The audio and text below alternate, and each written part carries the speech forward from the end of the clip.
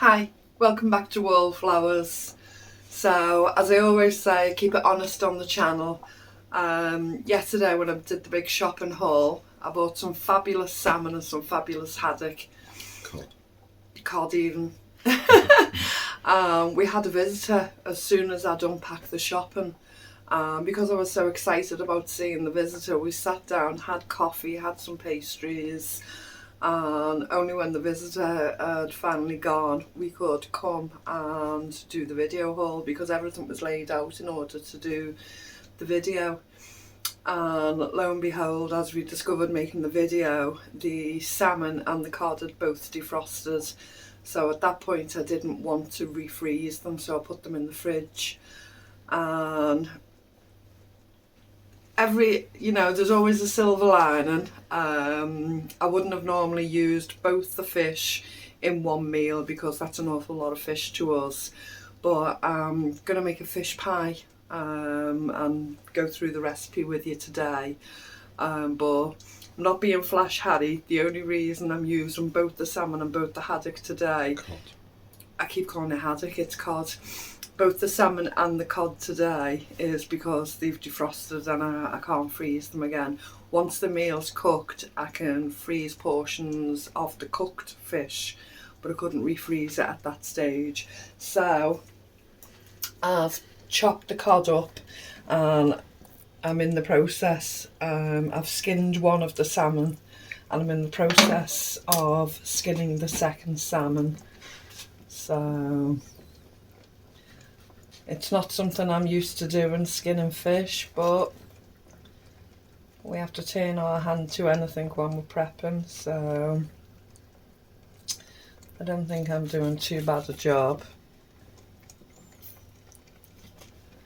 So as I'm peeling back the skin, I'm just trying to slice the underbelly of it to remove the skin. But as you can see, I didn't do too bad on that one.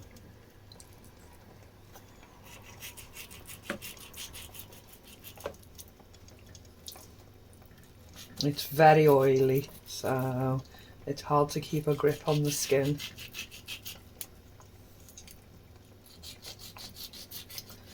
I feel like I'm all fingers and thumbs.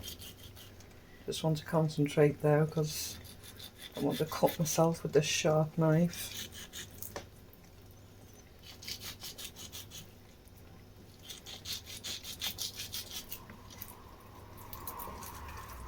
And off it comes. So there's the second slice, and just to salvage what's on the skin, I'm just going to go underneath and remove those last bits.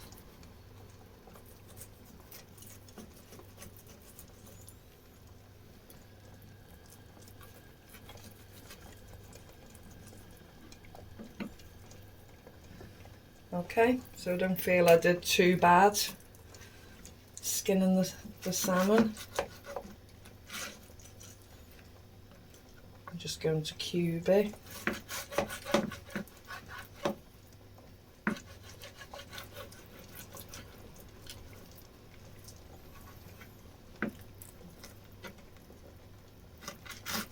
It's so oily, to keep hold of it is quite difficult.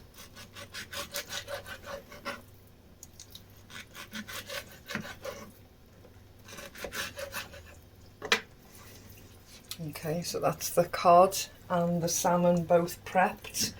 I'm going to go ahead and clean myself up, clean the board, and prep what I can, and we'll come back to start the fish pie. Just put the olive oil in the pan.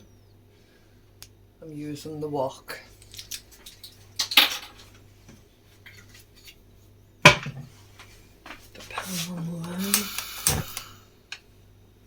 that olive oil heat up, and I'm just thinly slicing the fennel.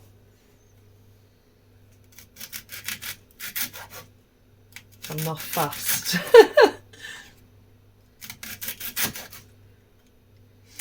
The aroma of this fennel is absolutely beautiful.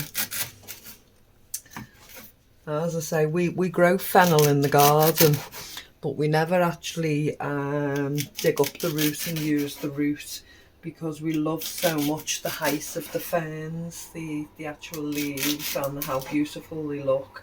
So we just leave it in situ because we really appreciate it. It just gives a little bit more something to look at. It's really nice, and you can smell the scent of it as well whilst you're in the garden.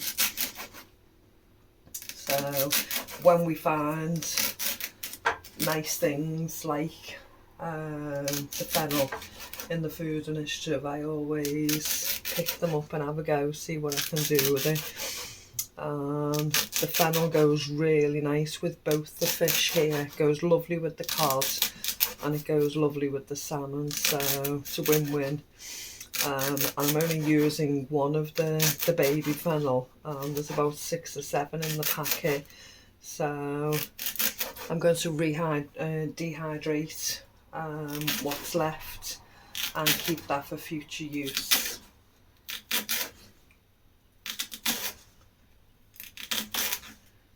As I say, when I priced it, that portion of fennel that I got in the packet would have cost about £3.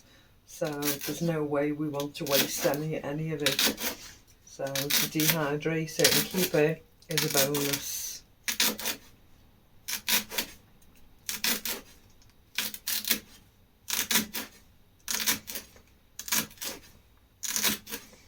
So as you can see, there's off one baby fennel here, there's quite a bit. You smell that, Mr. Wilfos? It's beautiful, isn't it? It's an aniseed scent. I'm just going to add that to the pan. I'm going to cook this until it softens. Now the recipe calls to add finely sliced leek in at this stage as well, but I don't have any fresh leek, so when the moisture's added, I'm going to add a tablespoon of the dehydrated leek and get the flavours of the leek into it that way.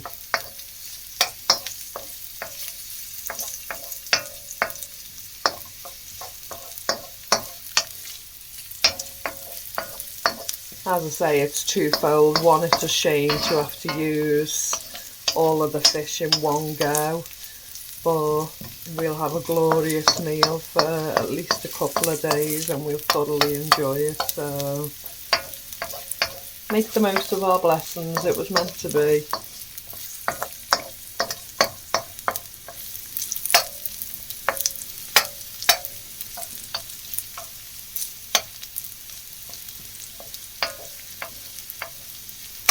Just want to make sure those bigger slices are softened through. It will be cooked anyway when everything else is added.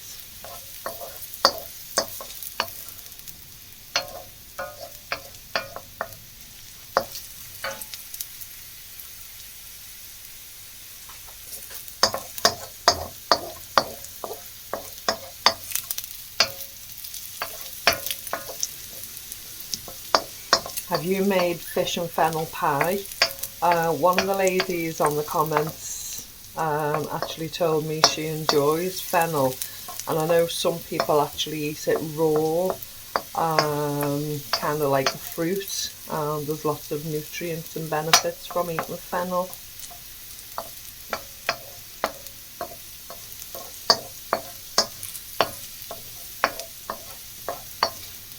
Smells beautiful. You've never let it raw? No, we've never eaten it raw. We've only ever cooked it, haven't we? And we've never put it in a fish pie before, to be honest, have we? We've put it in a stew and things like that.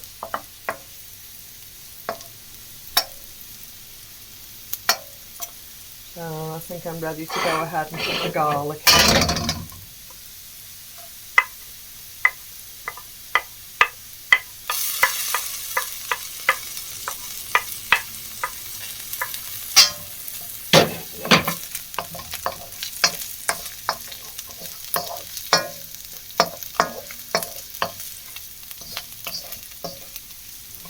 Just being careful not to let the garlic burn, because of course it can burn pretty quickly.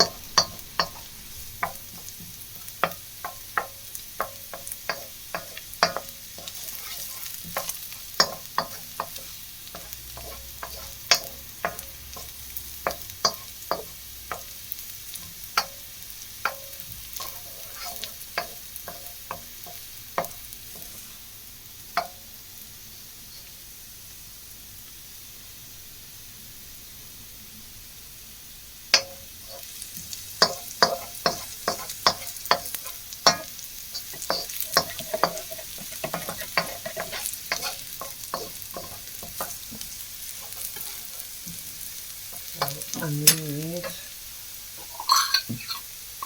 so this is Dijon mustard that we canned in January last year. So we recanned it from a much larger commercial shop bottle, really big bottle. We got about 9 jars of Dijon mustard, and we're still working our way through it. We just happen to use a tablespoon here and there.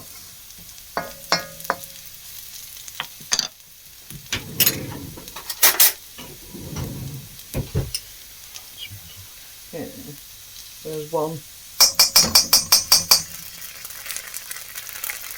tablespoon of the mustard. And half a cup of stock.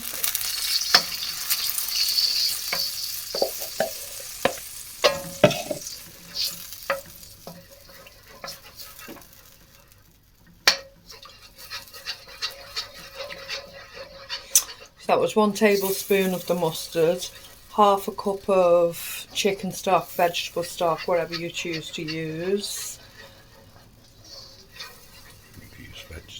We've used vegetable bouillon, made from a bouillon paste.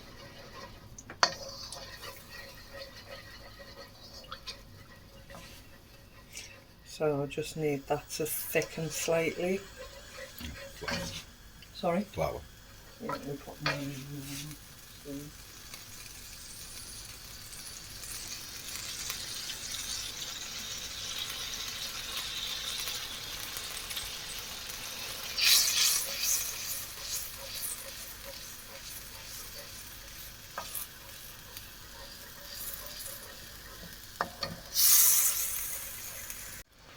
So I'm just adding a quarter of a cup of flour.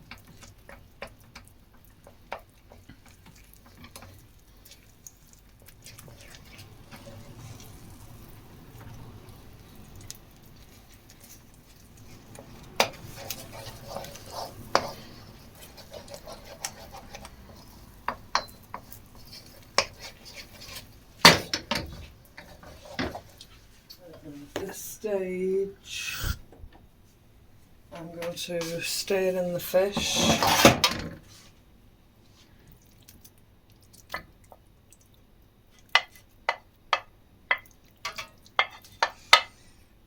It's an awful lot of fish.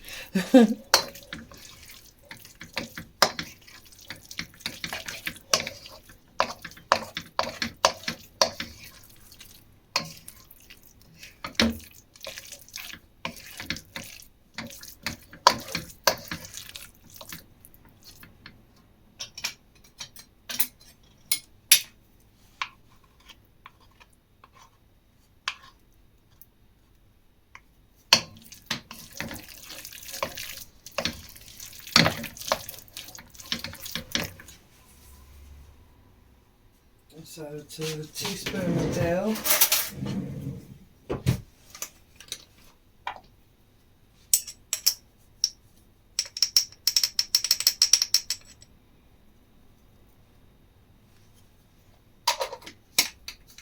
That's some dill I dehydrated a couple of years ago, and we're still using that. The orange peel I dehydrated recently, so instead of lemon zest I'm using a teaspoon of the orange zest. Use what we've got.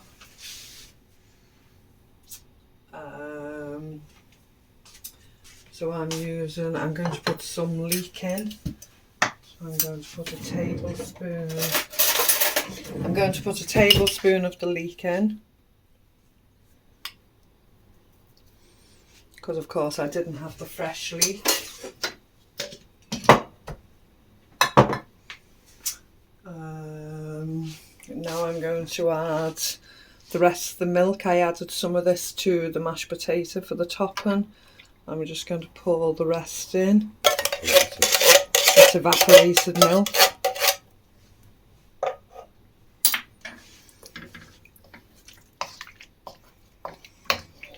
And give that a stir, and then I'll add a bit of salt and pepper.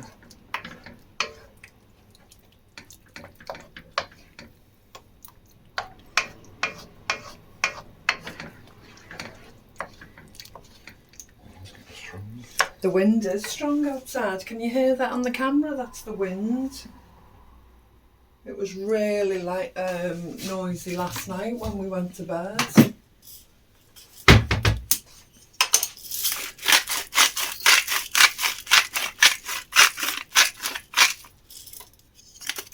That's some pink Himalayan salt and some black pepper.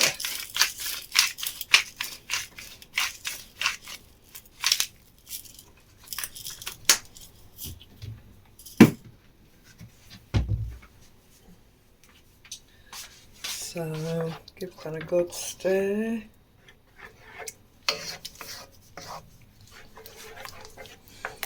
Now I'm going to transfer to my dish. Bear with me.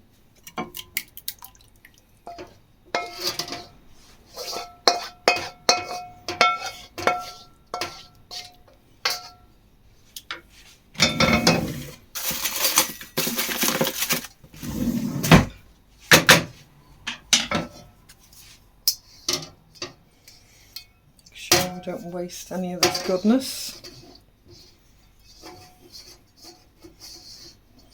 You know me, I don't like to leave it in the pan and wash it away. I like to make sure that we're going to eat it and benefit from every last bit.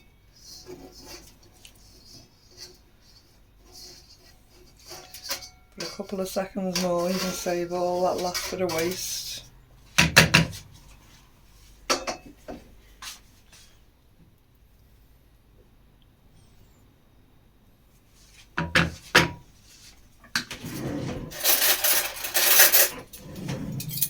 And now the messy bit. Oh, the oven, it should be preheated. Forgotten to put the oven on. Bear with me.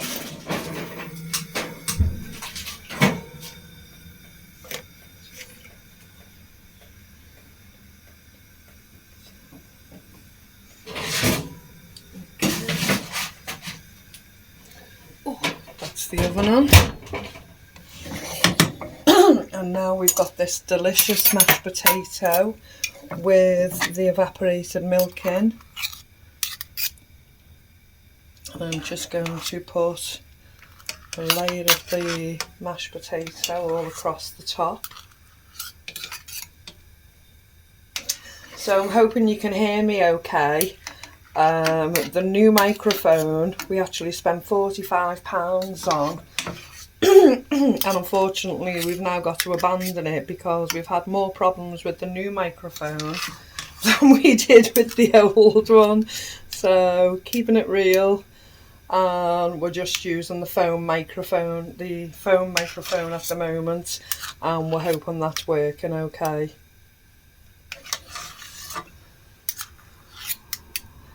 We will look at it again in a couple of weeks. Well, that wind's howling outside, isn't it?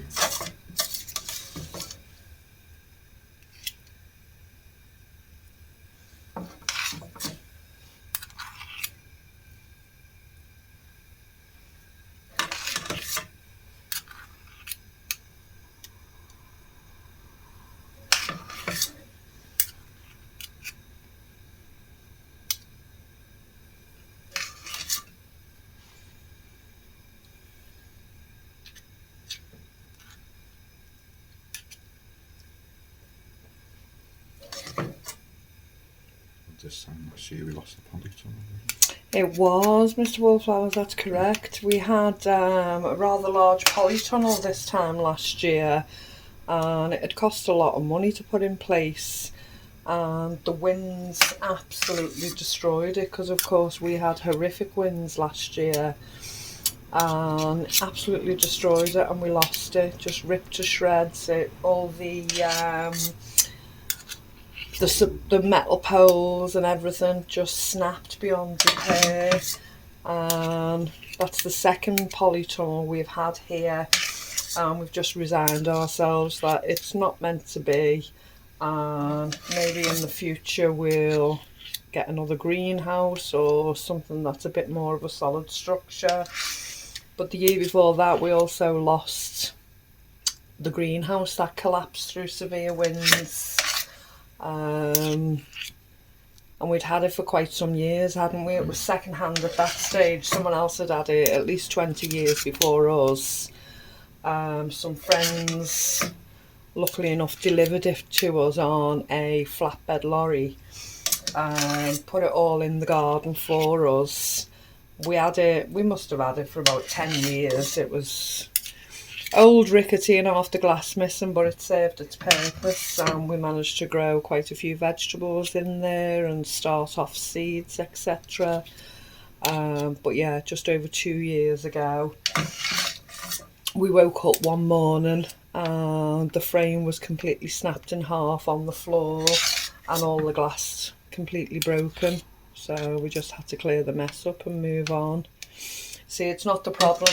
We can actually find greenhouses free on the free sites quite readily, and there seems to be a few. It's a popular thing to be on the free site, but because of the size of them and having to remove them in the full shape, as it were, it takes some sized truck to actually transport it. So we haven't got the gentleman who helped us last time with the flatbed truck. So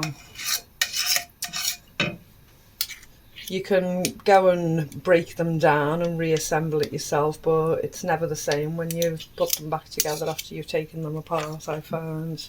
We have done that previous years, haven't we?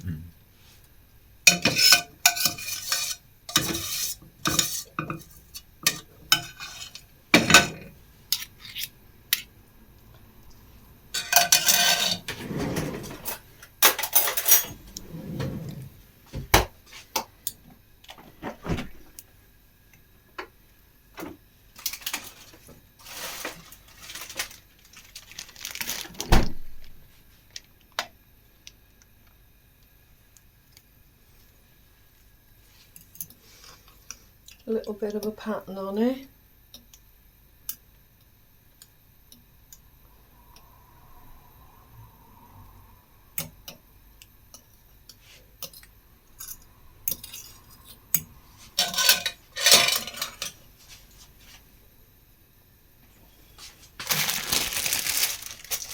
I think I'll put the cheese on halfway through so it doesn't burn at all. So I'm now going to place this in 180 degree oven for 30 minutes. So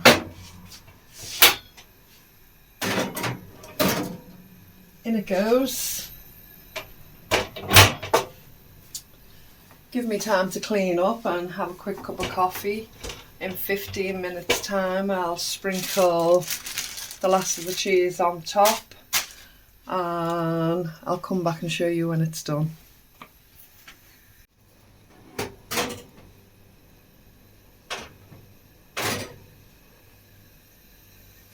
So after 15 minutes I'm just taking it out to sprinkle the cheese on. As you can see, I'm not putting an awful lot of cheese on, just enough for some extra flavour.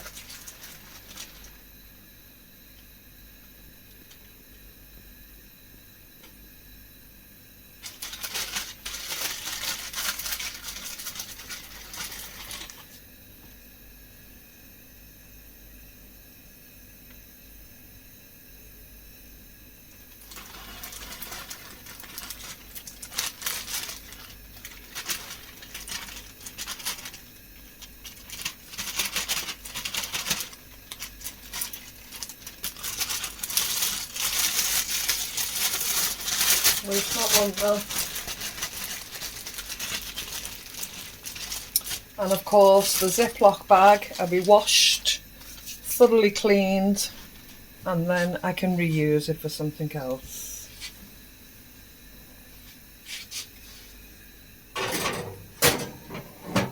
Back in for another 15 minutes. We're nearly there. This should be ready now.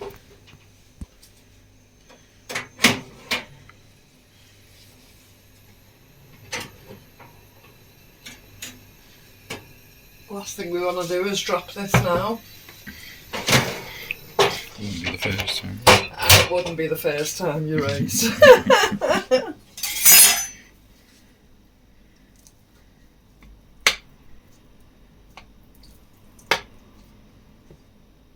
So one of you ladies asked about this utensil that we use, and yes, it is a scraper, and we found it was much better and longer lasting than any cutter or cake slice, and we use it for many different things, and it literally is a decorating slicer, but it's never been used for anything else other than food, and it's just so convenient to use. So it might come out a bit messy on the plate.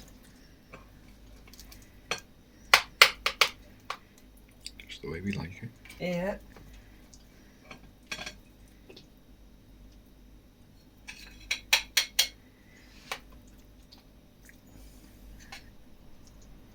Oh, there's plenty in it.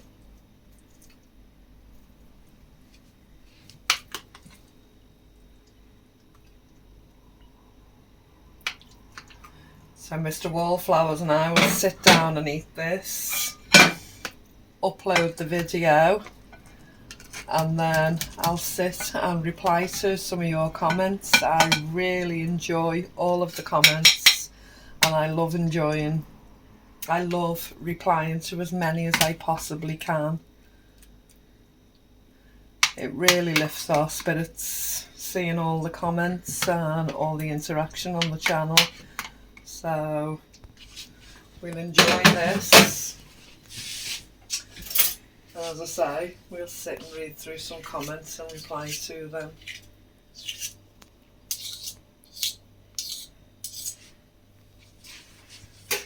It might look a bit sloppy, but it'll be very, very filling. A nice hot meal on this windy, blowing evening. Okay, thank you so much for joining us this evening, and we'll speak to you soon. Bye bye.